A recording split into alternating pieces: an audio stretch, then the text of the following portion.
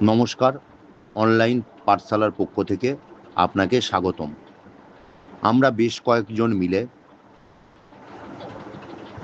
জিওগ্রাফির ওপর sub topic wise mock টেস্টের ব্যবস্থা করেছি। আমরা প্রত্যেকেই স্কুল টিচার। আমার নাম পলাশ পাত্র। আমি বর্তমানে পিএসসির মাধ্যমে একটি স্কুলে নিযুক্ত আছি। এর আগেও 7 বছর এসএসসি স্কুলে চাকরি করেছি। 2016 খরার বাজারেও এসএসসি পেয়েছিলাম, জয়েন করিনি। 8 বছর পিএসসিতে করছি, সব মিলে 15 বছর চাকরি করছি। এই অভিজ্ঞতা থেকে আপনাদের বলতে পারি যে আমরা মক টেস্টের যে ব্যবস্থা করেছি সেখানে যদি আপনি আসেন আপনার ক্ষতি হবে না। কি কি বিষয় আমাদের মক টেস্টে রেখেছি সেটাকে আপনাকে একটু জানিয়ে দিই। প্রথমত, একটি অধ্যায় জানেন কতকগুলো সাব টপিকে বিভক্ত। প্রত্যেকটি সাব টপিকের ওপর আমরা 30 নাম্বার করে এক্সাম নেব। আপনি সারাদিন পড়বেন, দিনের শেষে গিয়ে সেই সাব টপিকটা এক্সাম দেবেন। যখন এরকম করে সমস্ত সাব টপিকগুলো একটি অধ্যায়ের সমস্ত সাব টপিকগুলো কমপ্লিট হবে, সেই অধ্যায়ের ওপর 2টি ফুল মক টেস্ট অর্থাৎ 60 নাম্বারের মক টেস্ট নেওয়া হবে। এইভাবে একটি অধ্যায় শেষ হবে। পরের অধ্যায়ও এরকম চলবে।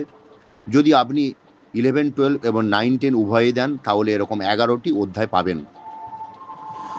এইটা হলো প্রথম ক্রাইটেরিয়া।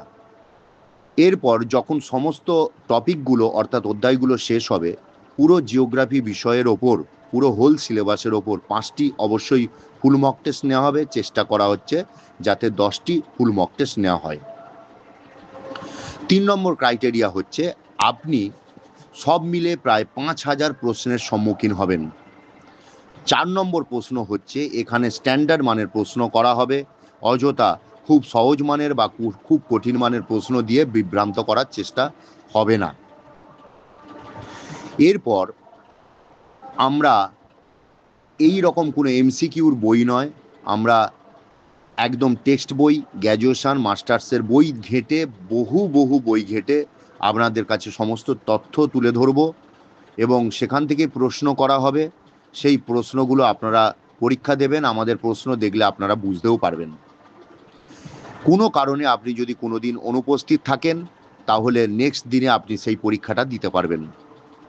আপনি একবার গ্রুপে এন্ট্রি নিলে যে সমস্ত এক্সামগুলো হয়ে যাচ্ছে সেই এক্সামগুলো আপনি বারবার দিতে পারবেন। এমনকি পরীক্ষার আগের দিনও আপনি ইচ্ছা করলে পূর্বের হয়ে যাওয়া সমস্ত এক্সামগুলোই দিতে পারবেন। অর্থাৎ আপনি যে কোনো সময় মোবাইল খুললেই আপনার কাছে সমস্ত প্রশ্ন উত্তর থাকবে, তবে পিডিএফ দেওয়া হবে না। এগুলো বললাম আমাদের ক্রাইটেরিয়া। এর বাইরেও কিছু জানার থাকলে আপনারা ফোন করতে পারেন।